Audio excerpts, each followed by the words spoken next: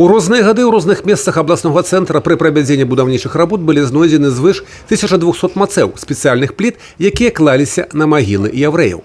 Шмат гадоў пасля разбурэння могілак у час Вялікай Айчыннай мясцовыя жыхары выкарыстоўвалі іх для бытавых патрэб. История Мацев вообще очень длинная. Из Мацев были сделаны пешеходные дорожки на Первом Минском переулке, там, где стояла колония Варбурга. И совершенно случайно, в общем-то, жители стали об этом говорить. Было обращение в прессу. Когда эти мацевы в таком огромном количестве появились, понятно было, что с ними надо было что-то делать. И опять-таки председатель Центра Холокост Аркадий Бляхер, журналист, предложил, возникла очень хорошая идея построить лапидарии. Брэсцкая гарадская яўрэйская абшчына звярнулася за дапамогай да рэспубліканскага культурнага цэнтра «Галель», у якім маладыя людзі ўжо звыш 6 гадоў займаюцца падобнымі справамі – пошукам і класіфікацыяй мацэў. Иногда из земли торчит совсем небольшой вот такой кусочек.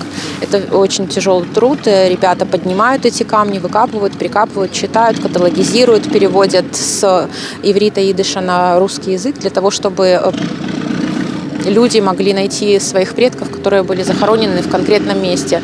Праект культурнага цэнтра «Галель» цалкам валанцёрскі. Больш за 30 маладых людзей прымаюць у ім удзел. У Брэсце яны разабралі звыш 1200 мацэў. На 310 з іх можна прачытаць імёны і прозвішчы людзей. Пасля іх ачысткі будзе зроблены фотакаталог і размешчаны ў сетцы інтэрнэт, каб нашчадкі маглі ўбачыць, дзе былі пахаваны іх продкі. Акрамя гэтага, гарадскія ўлады пайшлі насустрач і ў хуткім будучым плануюць з гэтых мацэў стварыць лапідарый каля стадыёна «Локомотив».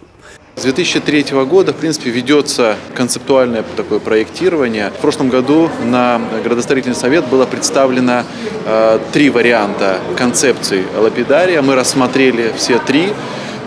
Брестскими архитекторами были они выполнены. И, в принципе, все 3 могут быть реализованы. Важнее даже сохранить память. Да? Хотелось бы, конечно, чтобы это максимально была выразительная композиция, чтобы она была, имела такой художественный вид.